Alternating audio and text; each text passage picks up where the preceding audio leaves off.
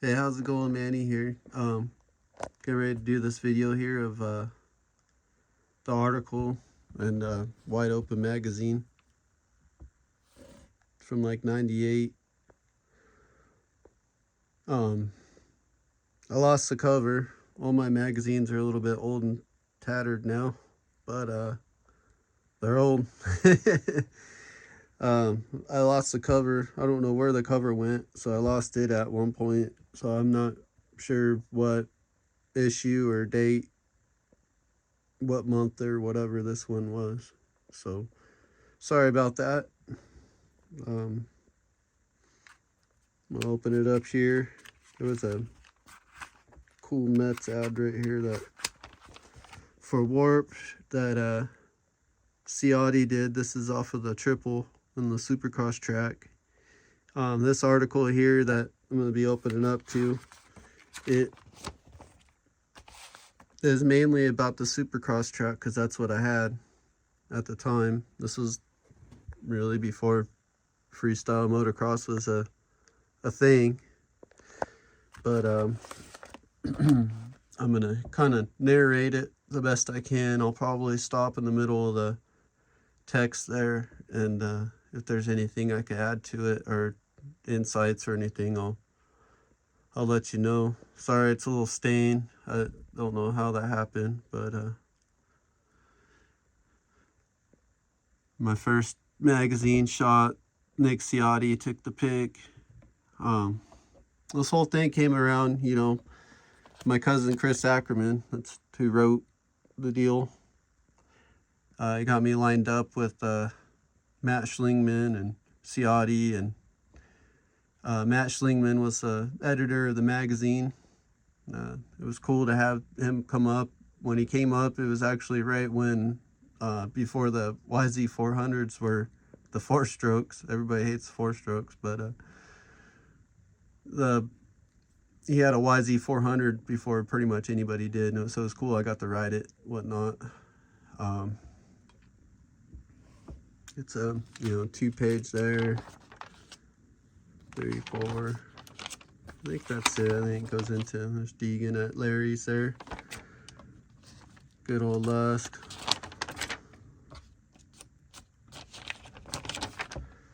So here we go. I was 15 when we did this, and it was pretty cool because, me and Chris were pretty young and got to be a part of this. Chris was 17. So imagine a 17-year-old Chris writing this text for a magazine, which was pretty bitchin'. So anyways, The Yard by Chris Ackerman. The location, Lake Elsinore, California. The players, Mike Metzger, Brian Deegan, Carey Hart. Oh yeah, McGrath too. The main reason to experience the infamous 120-foot leap design by the man himself, Jeremy McGrath, which is actually we didn't tape it back then. I don't think we had a big enough tape way back then, so we just kind of guesstimated. It was actually 140 feet. Originally, the 140-footer is in line where the 200-foot one is now, and now they're we swapped them because it just looked more comfortable to do the bigger one straighter on, I guess. This is the jump that John Dowd didn't even consider doing. The guy who won the 125 West title. Well, I'm going to go into a funny story about that. The only reason he didn't jump it, Chris, he liked to spice things up, so that's some Chris spice up there. The only reason John Dowd didn't hit it was because it just rained a bunch, and it was rain ready to fuck out, so it wasn't really hittable anyways. And even on that story there, kind of funny story. I don't have any I wish I had pictures or some video or whatever, but one day I got done riding and packed away, went home, and then my cousin Robert, right there, RV, calls me up and he's like, "Hey, you got to come back up," because at the time I was my parents had just bought a house down the road by the high school, so we are living down by the high school right there. My cousin Robert was living in the brick house where I grew up. Calls me up, "Hey, Kevin Windham and John Dowd are here," and I'm like, I'm 14 years old, going, "What? John Dowd and Kevin Windham are there?" He's like, "Yeah, they're up here to ride with you. Hurry up, get your gear on to ride up here." So I threw all my gear on. I didn't even load the bike up. I just rode the streets up and hauled ass up to go ride with them. It was pretty freaking awesome. It was a really neat day. To have they were both on factory Yamahas. They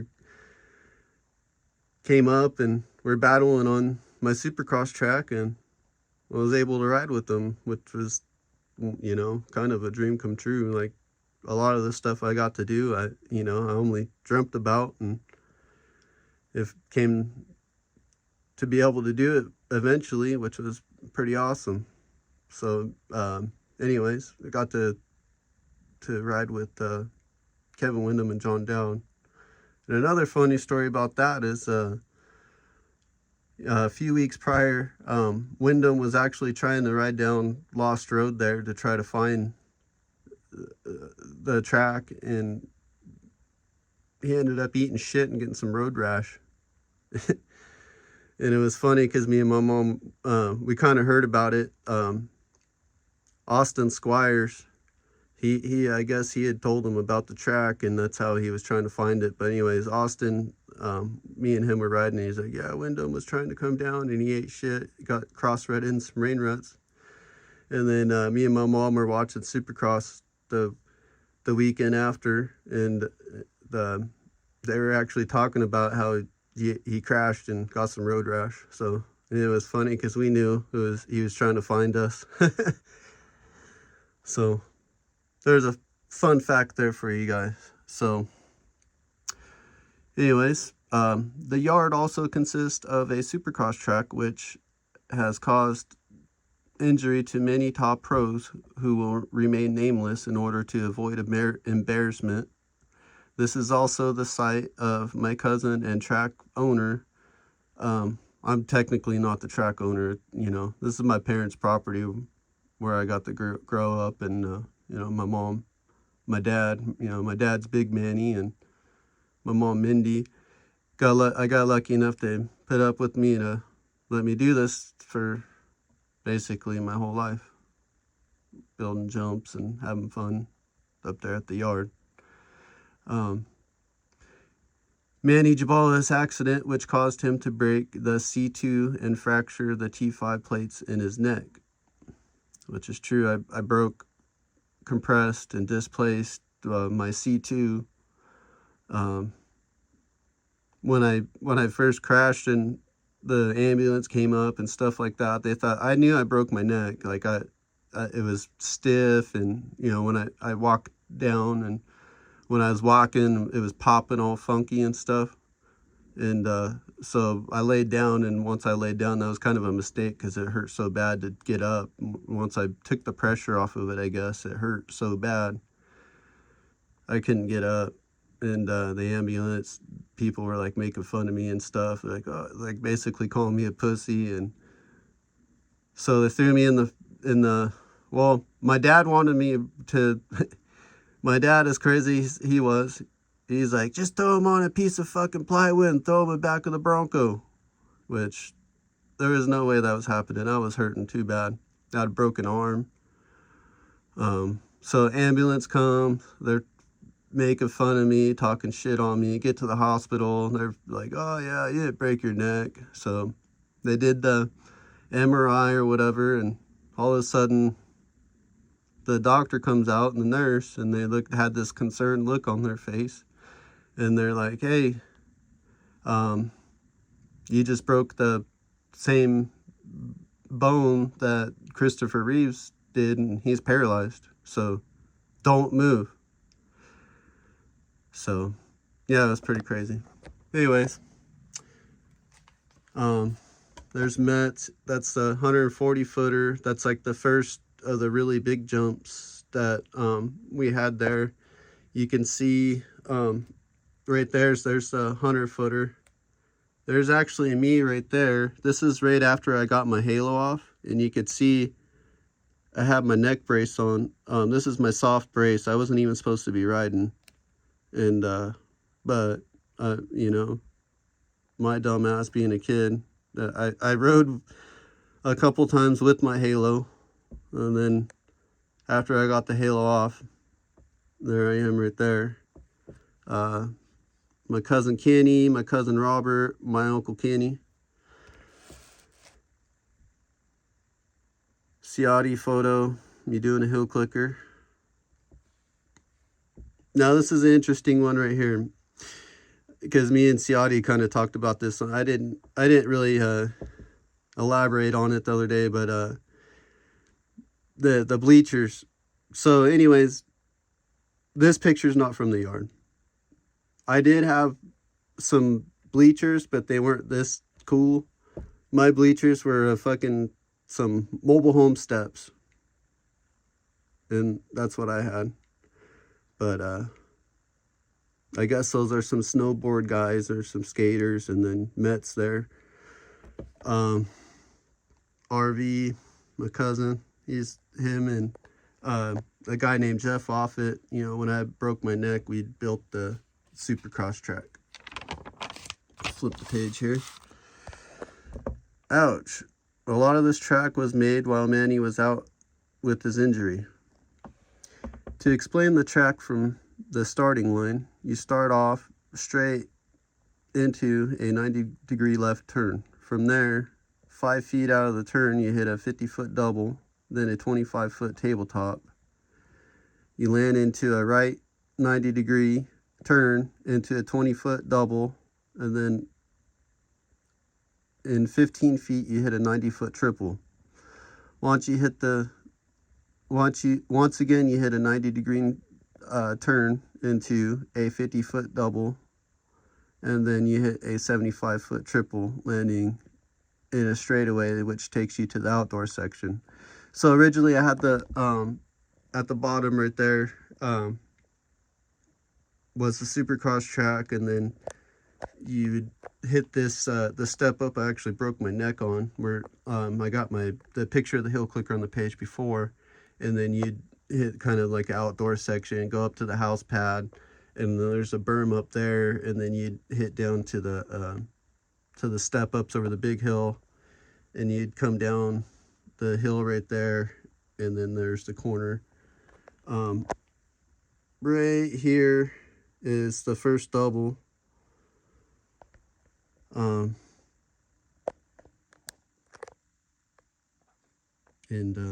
So here we go. I find out where I'm at again.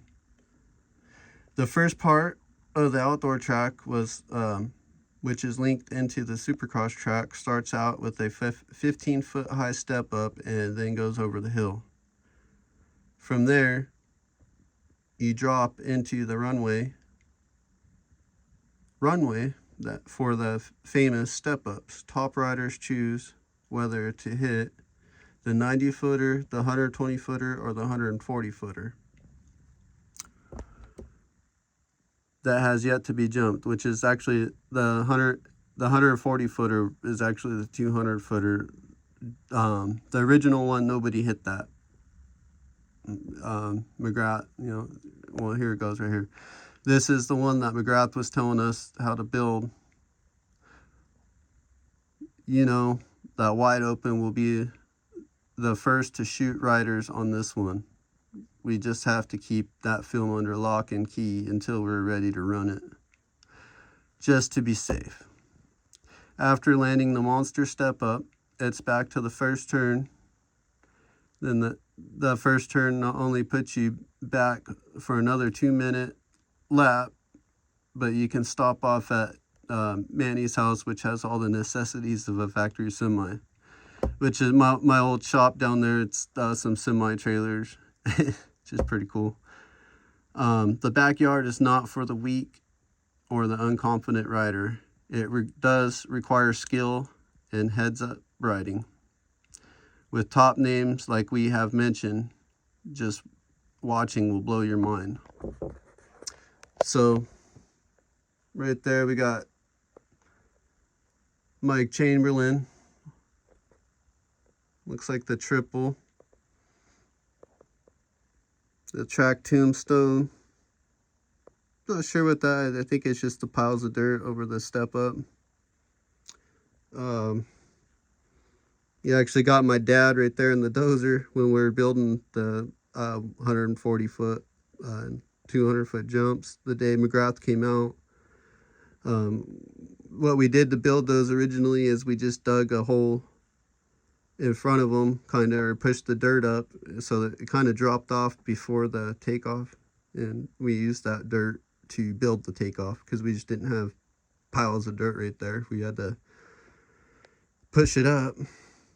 This is the step up double before the triple there. McGrath doing the knack over the triple. Got Deegan right there. That bike was pretty cool. On Leviathan Films, I think they posted a minute ago. That bike had a chrome frame. I always thought that was cool. So anyways, pretty cool for, you know, my cousin Chris. He was 17 years old. I was 15 years old. Just some young kids having some fun. And yeah, there it is in all the entirety. If anybody has any questions or whatever, feel free to message me. If this was any good and you guys liked it, I'll do the second one. The MX Machine one was pretty badass. Bender said a lot of cool things about myself, and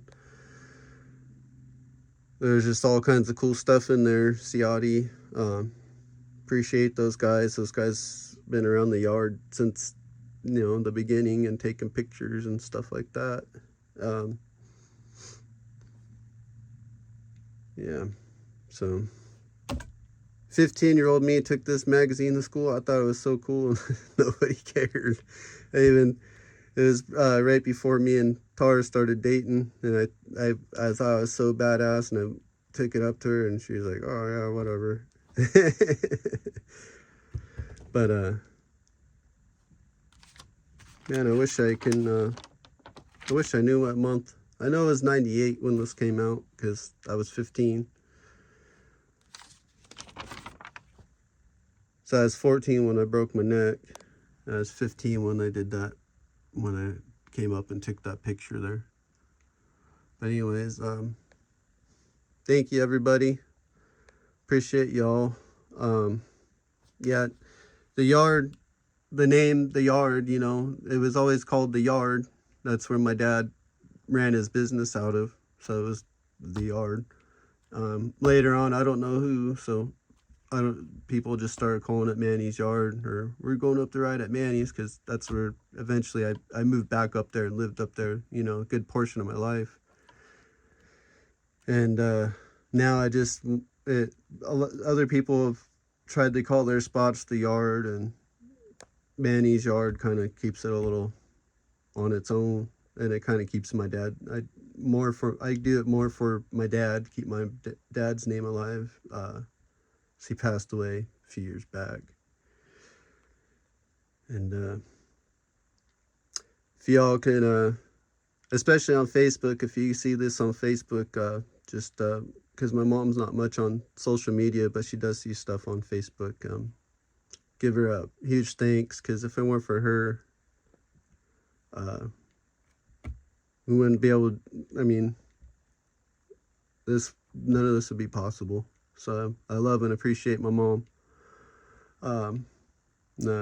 love and appreciate anybody that enjoys this stuff. Thank you again. Hope it was a good video. It's kind of one of the first ones I've done like this, so I'm learning.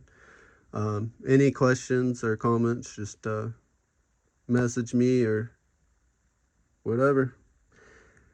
Thanks again. I hope everybody's well.